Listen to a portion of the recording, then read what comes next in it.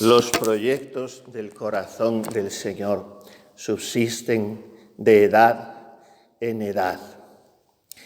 Yo pensaba todos los años, ¿no?, en estos días tantas cosas, particularmente ayer y hoy cuando venía aquí, aprovechando como tantas veces el camino, los caminos en el coche para hacer oración, pensaba que casi todas las palabras, incluidas las del ritual, que no habría por qué decirlas siempre en voz alta, sobran en esta misa, porque casi siempre con las cosas de Dios sobran las palabras, siempre sobran las nuestras. Las que nos hacen falta son las suyas. Pero llega un momento en que, después de que ya van pasando años, según nuestras cuentas, según las suyas no, pues iba a decir se aburre o se cansa, no, pero se empieza uno a ver inútil o que es una cosa innecesaria el conferir pensamientos o compartirlos, porque lo más importante no es que se quede por decir, es que no se puede decir. Y por eso me daba luz como un compendio muy resumido de todos los sentimientos míos, nuestros, hoy, este introito de la misa del Sagrado Corazón, en este ambiente que estamos muy corazonista este año. Y si es que aquí hay algún año, algún día en que no impere ese ambiente.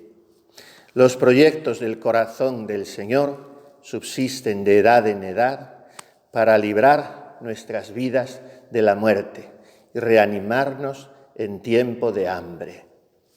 Y creo que podemos ver aquí cada uno nuestra vocación, nuestra respuesta trenzada de fidelidad y de desastre, y nuestra perseverancia por pura gracia, porque son sus proyectos, no los míos. De manera que yo soy un designio, un objetivo, una ilusión de Jesús.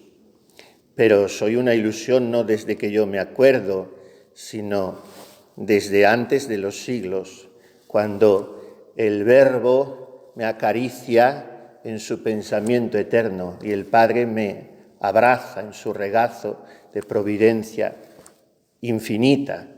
Y esos son los proyectos del corazón del Señor. Y entonces todo pasa, todo va cayendo y todo se relativiza, desaparece, y esos proyectos subsisten de edad en edad. Y nosotros atravesamos épocas, pasan sobre nuestras vidas horas graves, inciertas, de la Iglesia, de España, de la vida religiosa y sacerdotal, del mundo, y nosotros nos sentimos zarandeados por el oleaje de esa galerna que a veces parece que hace naufragar la barca grande de la Iglesia y la barca pequeña de nuestra alma, y los proyectos del corazón del Señor subsisten de edad en edad. Están por encima de todo eso y no están condicionados por esos avatares temporales, contingentes, que a nosotros nos desconciertan porque no pueden ser de otra manera, y tampoco están supeditados los proyectos del corazón del Señor a ese permanente retorno de nuestro pecado que hace que Él, aunque nosotros seamos infieles, permanezca fiel.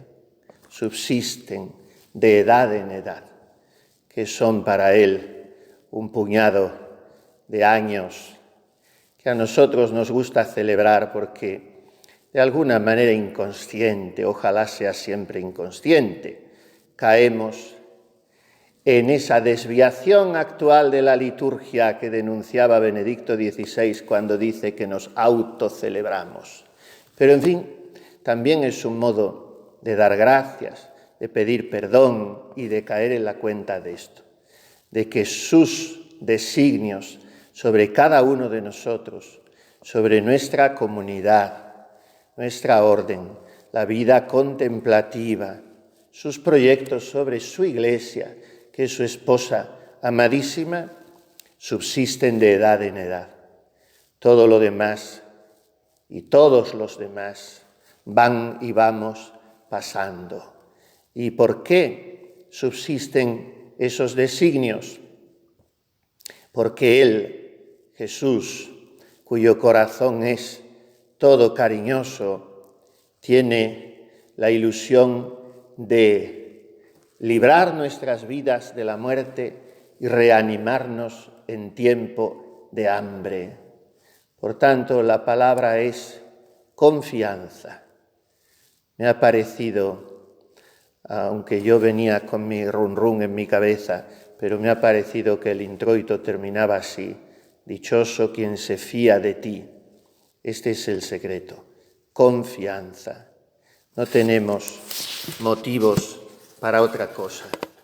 A mí me emocionaba volver a leer hoy la lección de Oseas, que a estas horas leíamos aquí, o leía un seminarista, que vinieron unos cuantos hace 24 años, porque en este parágrafo breve de este profeta, que sabía de infidelidad porque la había sufrido en su propia carne y por eso podía hablar del dolor de Dios cuando no le correspondemos, en este párrafo está nuestra vida toda, la de cualquiera de nosotros, porque desde que éramos jóvenes, Él nos amó y nos llamó como a un hijo muy querido desde el Egipto, del lejano destierro al que nos conducen nuestros pecados cuando nos alejan de la casa paterna.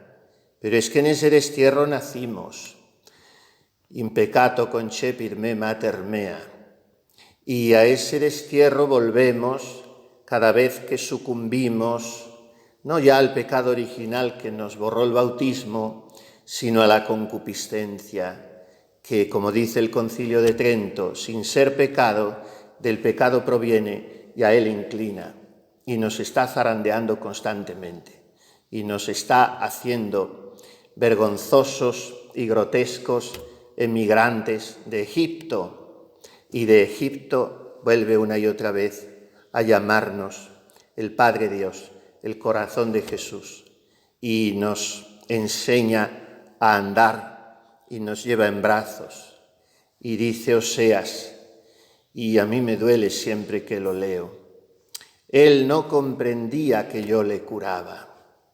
Y este somos cada uno de nosotros, que manoteamos con el Espíritu Santo cuando Él quiere derramarse como bálsamo en nuestras heridas y cuando quiere ser unción y perfume que reconduzca nuestras vidas, y no comprendemos que precisamente mediante aquella circunstancia, acontecimiento, persona, Él nos cura.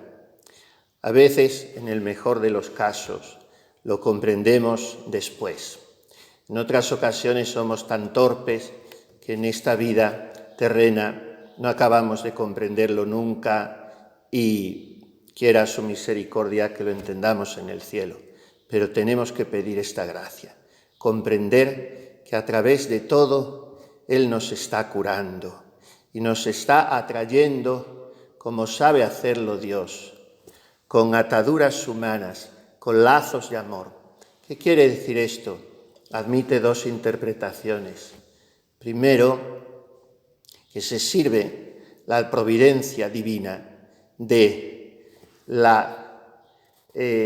los parámetros en los que nosotros vivimos, de las situaciones y circunstancias en que nos movemos, y que no incide en la mayoría de las ocasiones directamente en nuestra vida, sino a través de mediaciones, y en estas tenemos que ver también su mano.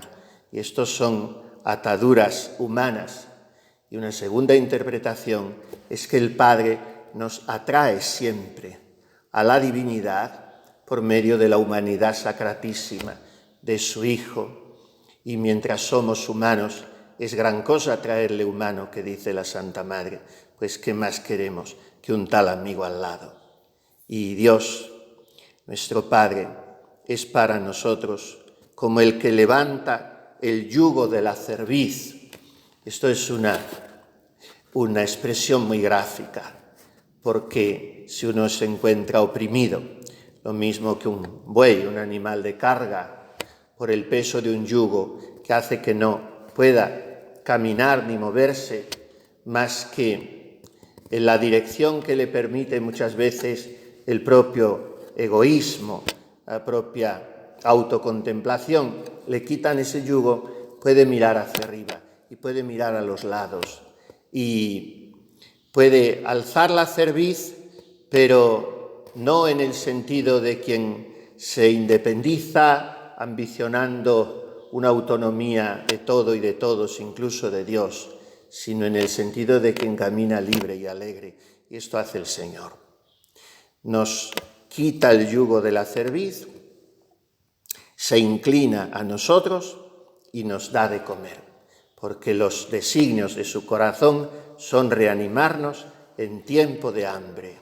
Y termina este pasaje de Oseas diciendo aquella palabra que después San Lucas, el evangelista de la misericordia, pondrá varias veces en su evangelio en griego, splagnicestai, y que significa lo mismo en hebreo que en griego, revolverse las entrañas, y que hace referencia, claro, a un movimiento de la sensibilidad humana que convulsiona a toda la persona.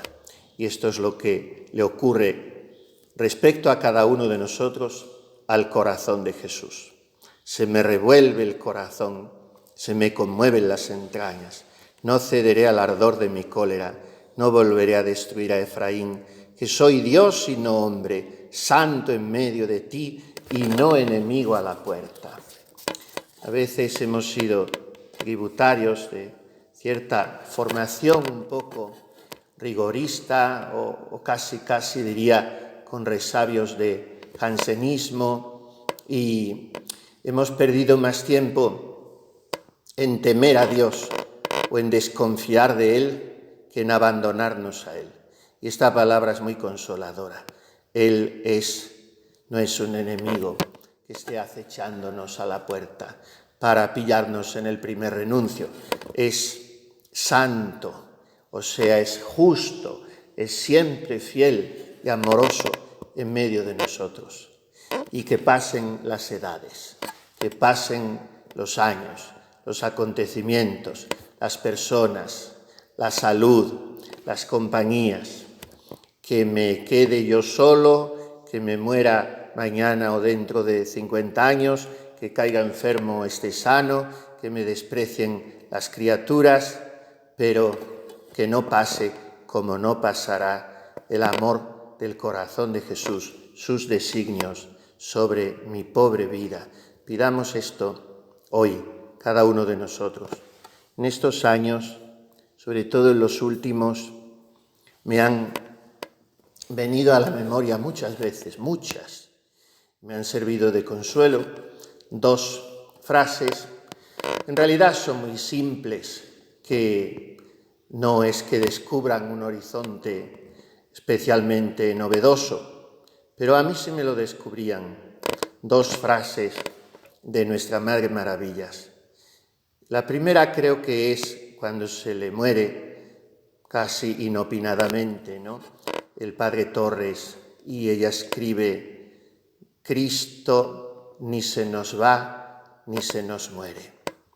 Todo se pasa, todo se termina y todo va cambiando, pero Él no se nos va ni se nos muere. Eso lo he pensado muchas veces ante muchas cosas.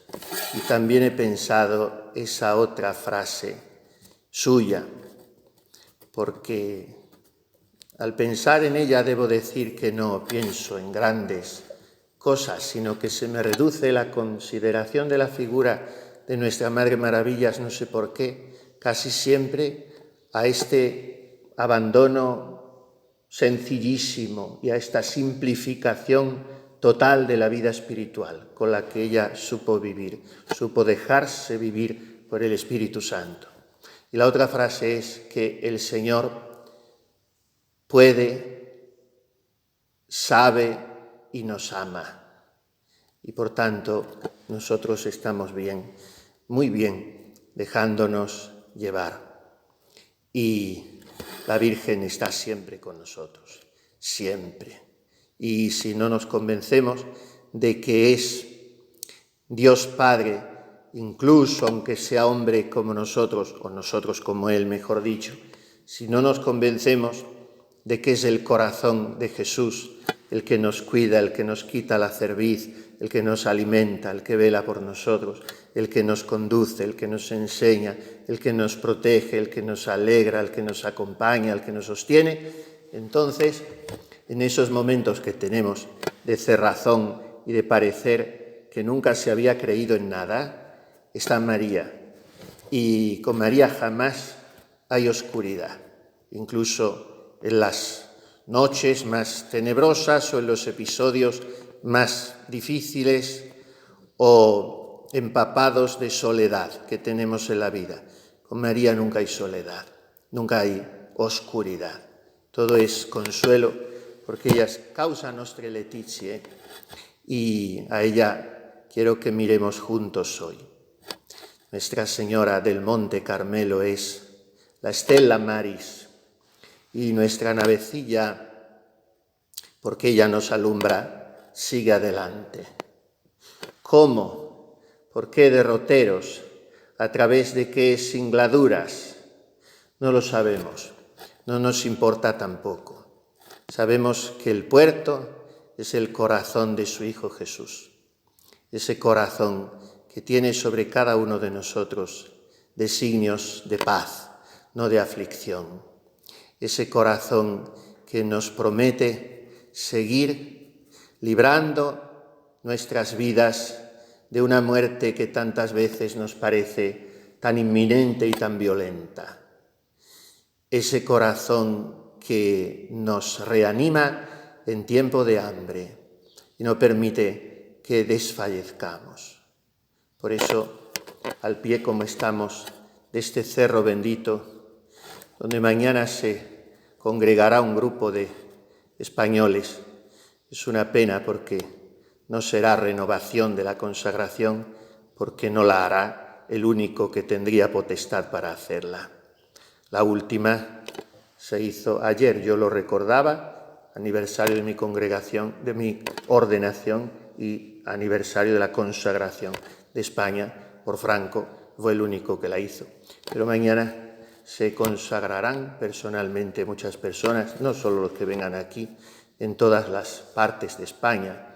Y este Carmelo está a la sombra, no solo geográfica, sino espiritual, del corazón de España, del corazón de Jesús en el Cerro de los Ángeles.